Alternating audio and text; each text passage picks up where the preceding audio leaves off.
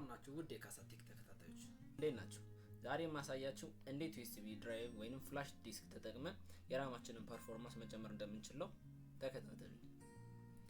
ከኦሪጂናል ራም የበለጠ ፈጣን ባይሆንም ግን ትልቅ ራም ለሚጠይቁ ሶፍትዌሮች ወይንም ጌሞችን ራን ለማድረግ በጣም ይረዳናል።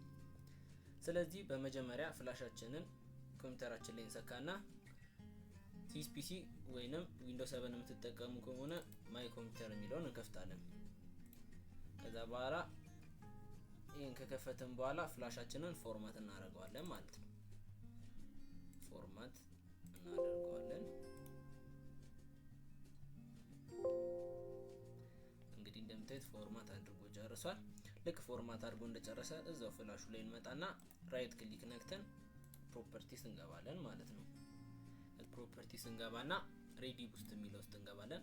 ከዛ እንደምታዩት ሬዲ ቡስት የሚለው ውስጥ ከገባን በኋላ ዩዝ ዚስ ዲቫይስ የሚለውን እንነካለን ማለት ነው። ዩዝ ዚስ ዲቫይስ ካላችሁት በኋላ መጠቀም የምትፈልጉትን የራም ቁጥር ሰሌክት አድርጉለት እንደዚህ ማለት ነው። እኔ ግን ያው ሙሉን ማድረግ ስለምፈልግ ሙሉን ታረጋውና አፕ ላይ እንለዋለን ማለት ነው። እንግዲህ ልክ አፕ ላይ እንዳላችሁት ዩኤስቢው እዚህ ጋር ፍላሹ ይሞላል ወይንም የሆነ ፐርሰንት ይጨምራል እንደምታዩት ማለት ነው። ከዛ በኋላ ኦኬ እለዋለሁ። ሬዲ ውስጥ እንደምታዩት። ስለዚህ አሁን ማንኛውም አይነት ጌሞችን ወይንም ትልቅ ሶፍትዌሮችን መጠቀም ትችላላችሁ ማለት ነው።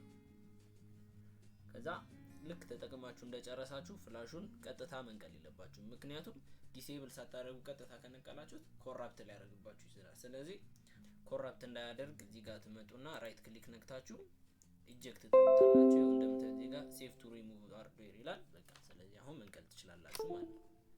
አለቀ።